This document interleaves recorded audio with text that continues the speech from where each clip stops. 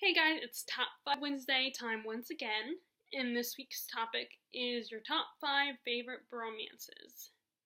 So I put together some of my 5 favorite bromances. Now these are not in any order. In fact, I never, as I'm sure you figured out by now, I don't ever do them in order because then I would have to think a lot more, and sometimes I just do these make these at the last minute. There's no Harry Potter this time, although I do love the relationship between Harry and Ron. They have this awesome relationship, an awesome friendship. And of course, I tried to avoid TV ones that were I was only familiar with the TV version, or I think one of these is kind of more. At least the last one that I mentioned is kind of more TV version related, because I haven't read a lot of the books. It's actually it refers to a companion series, characters from a companion series. So, but it's a lot. It's just unfortunately it is easier for me to recall TV or at least screen relationships, but I am getting better at it, and that's thanks to being on BookTube and watching BookTube. It makes me more focused in trying to figure out, like, recalling things about books and stuff. And I've been rereading a lot of books. Like one of the first one I'm going to mention, this was a reread. And there's I just reread The Host, for instance, and that I do like that. That's another romance I kind of like too. Although there wasn't a lot of that in the story because they kind of focused more on the relationship between the female protagonists, because they're kind of technically two, and their relationships with the two boys in the story, the two main boys, or well, there's three technically, but one of them is a brother, is the human brother. So it didn't really focus much on the bromance, but there are a lot of TV or screen ones that I could talk about, but I am, like I said, I stuck to books. So here are my top 5 favorite book bromances. Okay, first, I mentioned I like to talk about Nick Carraway and Jay Gatsby, which I just realized. So this edition of the book, I think came out when the first movie, because there were everyone knows the Leonardo DiCaprio remake, and I think that's a lot closer to the book than the one that came out in the 70s starring Robert Redford. And Mia Farrow. So I think this edition came out when that movie came out, the one with Robert Redford and Mia Farrow. Okay, so in case you don't know, The Great Gatsby is basically about this guy, Nick Carraway, who he's coming to New York to vacation. He's moved next door to his cousin, and he finds out this mysterious guy, Gatsby, who throws these outrageous parties. Everybody loves him, and everybody's constantly talking about this guy. And then one day, Nick gets invited to one of this guy's party, and he runs into a friend of Daisy's, and they strike up a relationship, which actually that's not important, so I probably need to tell you that. See, I'm so bad at summaries. And then he meets Gatsby, and Gatsby immediately befriends him, and they really start to like each other, become good friends. But then you find out that Gatsby kind of has an ulterior motive, that he found out that Nick was his cousin was Daisy Buchanan, who was an old flame at Gatsby's, and he wants to get back together with her. But unfortunately she's married, so it puts Nick in this predicament of, this predicament of moral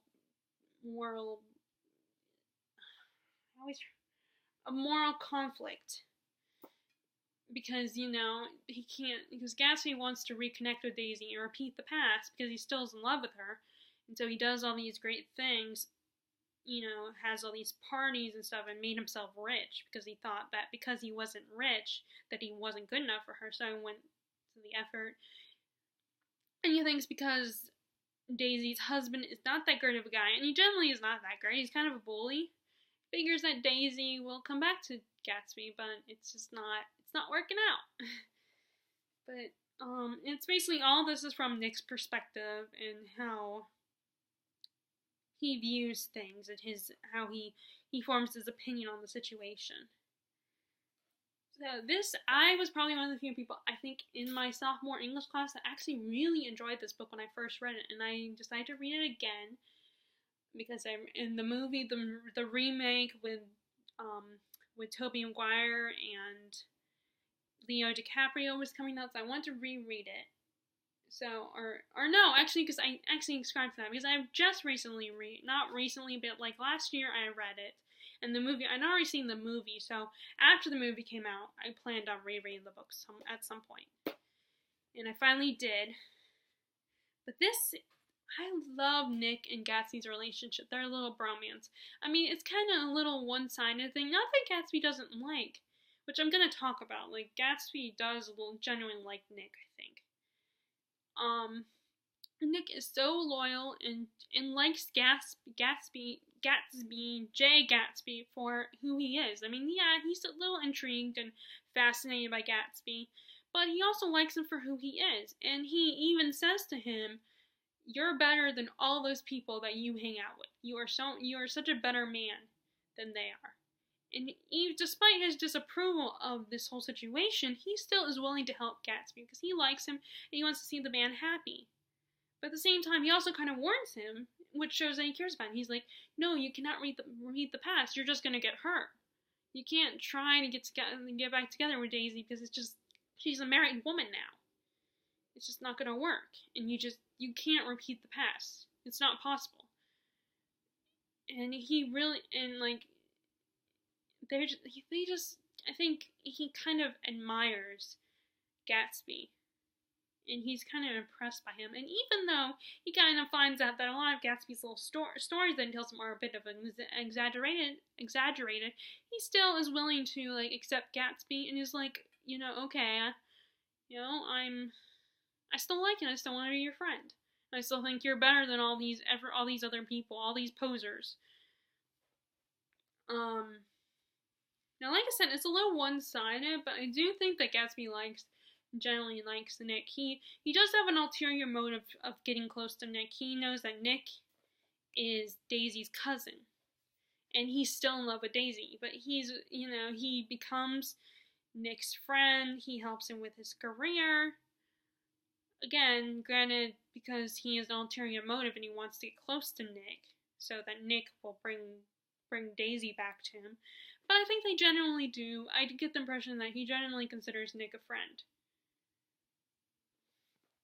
And so this is just, I like reading it, and their differences make this a really fascinating relationship to read about, and just in how, like, a lot of people would probably mock Gatsby and not genuinely like him because of his personality, but Nick, like I said, I think Nick genuinely likes the guy and genuinely wants to be his friend and help him. So, which, by the way, I definitely recommend reading this if you like 1920s. Granted, F. Scott Fitzgerald has a different kind of writing style, but I like it personally. But, I mean, I'm not even that, opinionated on writing style. I mean, yeah, there are some, like, classic is very hard for me to sometimes get into. Like, the classics like Jane Austen and, the Bronte sisters, like, their works, or even Charles Dickens. Although I did love A Tale of Two Cities. And this is also, as you can see, it's not that long. So, well, anyway, of course, this is technically not a recommendations video. This is talking about... Okay, so my next ship, like, I tried to stay away from the obvious, bromance. I try to stay away from the obvious, but sometimes it's hard. And, it's just one I remember really well. It's hard for me to recall all the books I've read, that weren't Harry Potter or, The Mortal Instruments or The Infernal Devices. But I tried to stay away from those, and mix it up a little bit. So, but I did mention the ACOTAR series, which is Rhys, Cassian, and Azrael. Now, of course, I'm only referring really to this one, A Court of Mist and Fury, and the third one, A Court of Wings and Ruins, which originally that was going to be it was going to be a trilogy, but Sarah J. Maas has since decided to write 3 more books that are like companion novels. But I'm referring to these 2 books in the original trilogy. Because Reese is in A Court of Thorns and Roses briefly. I mean, well, not that briefly. I mean, he's like towards the climax, and he's in the middle of the story. But he really doesn't he doesn't really play a prominent role until this book. And you don't meet his 2 friends, his inner circle, until this book. But, I'm sure everybody knows what this book is about, so unlike The Great Gatsby, I'm not going to really summarize it. But those 3 guys are so awesome. They're just like brothers, which actually, the other bromance I'm going to mention next. Well, you could say that for all these relationships, but there are some that seem to have more brotherly love than others, at least in the traditional modern brotherly love. Like today's modern brother type figures.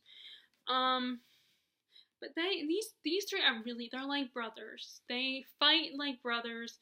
They beat each other up like brothers do, but at the same time, they really care about each other, and they work well together.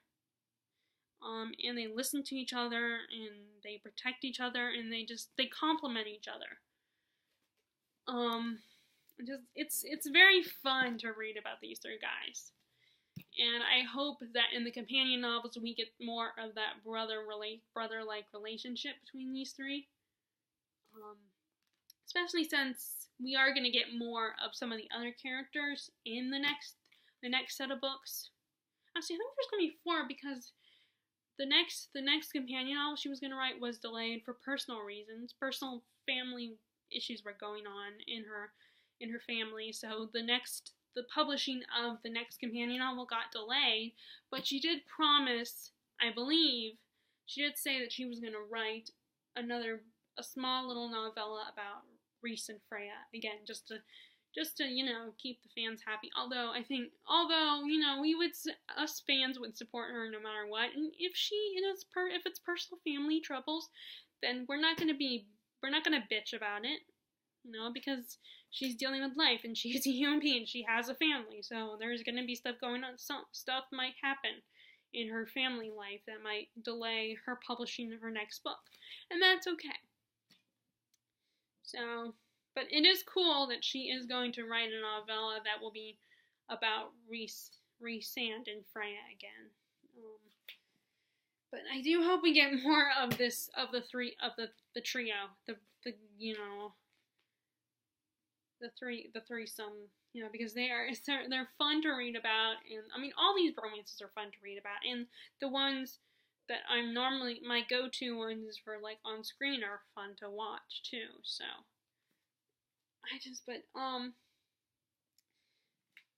these 3 are so cool, and their personalities blend well together. I feel like you got Cassian is kind of the athlete, the tough guy, jokes around all the time and is very laid back and cool, and you got Reese who's kind of cool and easygoing, but he's like the brooding leader of the group.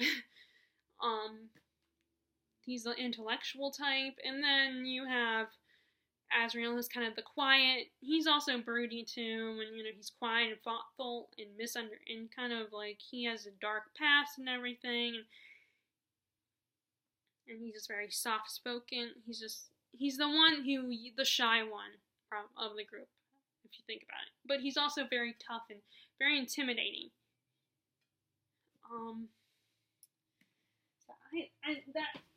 Those 3 are awesome. I look forward to reading more about them. Okay, next are the Raven Boys. Unfortunately, I've only read this book. I'm hoping starting next month, because I decided to make September the sequel month, where I would read all the sequels of all of my series. So next month in September, I'm going to read The Dream Thieves, but I just finished the Raven Boys. And these guys are awesome. I mean, now I would include Blue in this, But this is about bromances, and well, let's check. Blue is a girl. She's not a bro. She's a sister. She's a sis. So technically I can't really count her, but maybe other people will. You know, and people won't care because she's still part of this group, this foursome. Well, it'll be five-some because if you count her. But I'll stick with bros. So these guys are so awesome. They are complete opposite personality, but they work so great together and they support each other. I mean, like, you got their leader Gansey, who is basically going on this, quest to find this mythical king, that will grant you one wish. And these guys are going along with it, even though it's totally crazy, unbelievable, and it could be potentially dangerous. They still are willing to go along with it and believe him, and I think they admire and respect Gansey a lot. And then Gansey, he's willing to protect all of them, even if they don't want his protection or his, as they call it, charity, because he's kind of the more rich one of the group. Like, he's always wanting to help his friends. Like, you have Adam, who's kind of from the wrong side of the tracks. He's a scholarship kid because they go to this rich school for rich boys and girls, and Adam's got on a scholarship. He's being abused by his father, and his mother won't defend him because she's afraid of his father. And Gansey is willing to stand up and is like, I'm going to give you a place to stay. I'm going to give you a home and protect you. And Adam's like, no, his pride is wounded if he lets Gansey help him, because it's like, to him, it's more like charity. He feels like Gansey is just, in his mind, I don't know. I personally don't think Gansey is like this, thinks like this. But he sees Gansey as, he thinks that Gansey wants to control them. So wants to control them, wants to own them. And maybe in a way he does have this subconscious maybe he unconsciously treats them like that or gives them that impression, but I don't think he intends it that way. I think he generally cares about Adam and wants to protect him and take care of him and help him. But unfortunately Adam's pride gets in the way of that, and it does kind of look bad if someone, the rich boy, is giving you handouts. And that's how a lot of people that don't have as much money, they don't want to ask for money from someone else because they don't want to owe people. So it's Adam's reaction is understandable, but I think he's misinterpreting Gansey's charity. Or Gansey's, charity. And then there's Rowan, who their father, Rowan and his brother. He's rebellious. He doesn't do well in school. And Gansey will help him make sure he passes, and he takes care of Rowan. Despite Rowan is an alcoholic, he gets into trouble a lot. He and his brother don't get along, and his older brother, expects Gansey to help Rowan. And sometimes it's not that Rowan doesn't want it. It's that I think it's the opposite. I think Rowan takes Gansey's help for granted. And then, there's Noah, there's not a lot known about Noah and his relationship with Gansey, but there's a reason for it. Why Noah's not as prominent. And it's just, but they don't always get along. They don't always agree on everything. They have a complicated relationship, but they're just like brothers, and it definitely makes for an interesting story. To read about these guys, and I definitely look forward to reading the rest of the series. So I think, and on top of that, I don't know if I would like the Shiver series, the Wolves of Mercy Falls series, but I do like Maggie Stiefvater's writing and descriptions about the boys and everything in this book. But I love the Raven boys and the relationship that they start to develop in this book with Blue. I think. But it's such a great bromance with these guys. Okay, so next I have Samwell Tarly and Jon Snow. These guys are, again, completely opposites of each other. Sam is a self-professed coward. He's not as accepted by his dad. He's overweight. He's just a lot nicer than other people.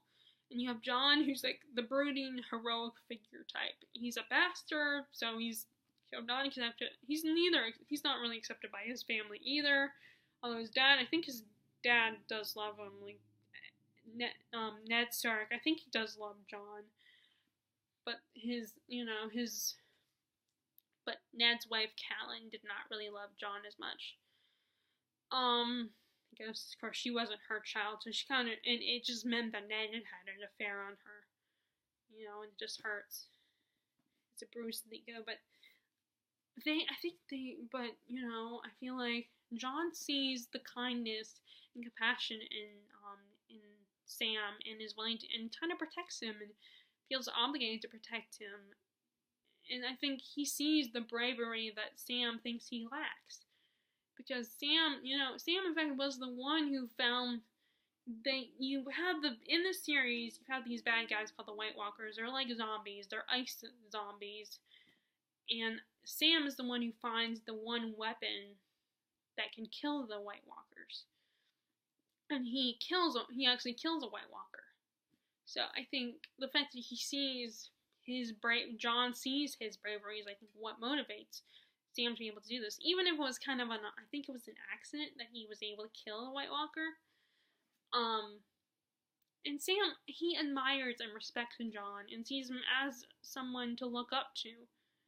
Someone to strive to be like, I feel like. And they have such a good relationship. I think that and they do have some things in common. Like, they both are, like, even though Sam is biologically his father's son, he is the Tarly blood, but he's kind of the outcast in the family. He's different. He's the scholar of the family. He's overweight. He's not a warrior. So he's not accepted by his father. In fact, his father feels like he has shamed their house. That's why he sends them to the Night's Watch. And like I said, John is a bastard, and he's not their actual although I think his brothers, I think the rest of the Starks, except for Catelyn Stark and maybe Sansa, don't necessarily accept Jon Snow. Although I think later Sansa starts to accept him when they are reunited. Of course, I'm going by the show also. But I think that brings them together. And like I said, Sam has his own bravery. It's a different kind of bravery from John, but it's bravery. I feel like he's a lot braver than he thinks he is. And I love how they take care of each other and support each other and will do anything for each other. And like I said, they have a brotherly type relationship too, except for they don't do the modern brother. I feel like they don't have that modern brotherly relationship where they kind of like, I don't see John and him wrestling and stuff like that. And he teaches Sam how to fight. He teaches Sam how to learn how to fight and protect himself and defend himself. And he defends him from Alistair Thorne, who is like kind of the trainer of the guys on the Night's Watch, but he's kind of a bully. And so John kind of protects Sam and teaches him how to fight and stand up to this guy, Alistair Thorne, and despite Thorne's, betrayal to John, and dislike of John, Sam always stays loyal to John no matter what. He always believes in him and supports him. Okay, last but not least, it's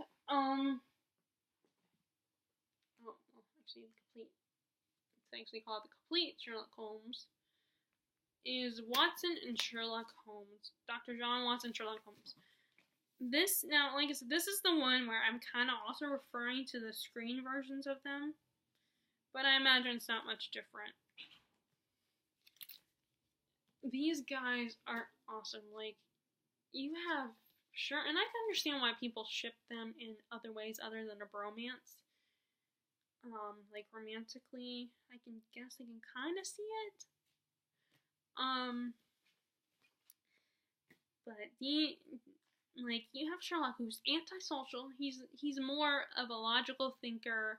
He doesn't hang out with a lot of people. He sees himself as far more superior in brain and intelligence than everybody else, so everybody else is beneath him. But for some reason, he likes John. He likes John Watson. I think it's genuine. I think John Watson is one of the few people Sherlock actually cares about and respects. Now, Watson, of course, is still not as smart as Sherlock. But he's not dumb either. He's a doctor. And he was in the military, too, so, and I think, Sherlock is the only one Watson will put up with, scratch that, sorry. Watson is probably the only person that could put up with Sherlock, and that he's accepting of him and tolerates his rude behavior and how he doesn't consider others, and that not everybody is a genius, and that does not mean that they're not unworthy or that you're better than them. It just means that they're not as intelligent as you are, and they don't always think like you do. And he accompanies Sherlock on these dangerous cases where he could get killed or wounded. In which is actually what we read, like a record of all the cases, all of our cases together. And I think part of Watson actually really enjoys it. He takes pleasure in this. He kind of has a fetish in a way for these dangerous predicaments because he was a military man. It's kind of like he's going through. It's kind of part of his PSTD, you could argue. And that's one thing that makes their friendship a good friendship, I think. That they go on these adventures together, and how he kind of likes it, how Watson likes it. And I think they complement each other a lot. When Watson's better at being social, and he's a doctor, and then you got Sherlock, who's good at deductive reasoning and logical thinking, and he's the brains behind solving the cases. And Watson sees other things, and he's kind of Sherlock is kind of a mentor to Watson, I feel like. He in fact, as the stories progress, I think Watson is able to figure out the things, like be able to do his own form of deductive reasoning or come to his own conclusions because of Sherlock's teaching him all these things. I'm sorry, I'm talking way too much. And it takes a lot for a person to put up with Sherlock's personality, so you can tell he genuinely likes the guy, and they have a good friendship. So, those are my 5 favorite bromances. I also like another Sarah J. Maas bromance, which is Dorian and Kail. And I know, as I've said before, I still love Kail. I have not gotten to Queen of Shadows yet. I am afraid to read Queen of Shadows because I am still a fan of Kail, despite some of the things he's done already in the books. But I probably will still stay loyal to Kail because Kail, he's human. And it makes him an interesting character because of the dumb things he does. Because it shows that he's human. And that he's not perfect. And maybe to some that will probably be an understatement for what he does whenever he does in Queen of Shadows. Like I said, I haven't read it, but I still like the guy. And I know he does a lot of dumb things, but again, he's human. It makes him an interesting character. And then it gives Sarah J. Maas material to create a redemption arc. And I think it also goes back to the fact that it's funny how I was watching a video, a booktube sort of video where it talked about this, how we hate on the characters, and sometimes we forget that it's the writing that's the problem, not the characters. Not that I'm saying Sarah J. Maas's writing is bad. Because yeah, she has the whole, I know a lot of people say she's not very diverse, but in her case, I don't think it's necessarily the writing. I think it's actually good writing. That even if Kail pisses people off and is a horrible character, it doesn't mean it's bad writing. Of course, not that I don't think people are actually saying that. I think that people genuinely, but it just made me think about that. How we hate on the characters, we sometimes do forget that oftentimes it is more the writing than the characters themselves. But in this case, though, I don't think it's about that. I think it's just she's written him doing things that not everybody likes. But anyway, like I said, Dorian Kail are bromance I really like especially, but I already talked about an ACOTAR bromance. I don't want to bring up another Sarah J. Maas created bromance. So if you are interested in Top 5 Wednesday, I will post a link to the Goodreads group because this is a Goodreads. And Top 5 Wednesday was created by Ginger Reads Laney, but is currently being hosted by Sam from Thoughts on Holmes. So, like I said, if you are interested, you can look. I will post the Goodreads link on here on my video so that you can check it out if you want to participate. Alright, thank you. Bye.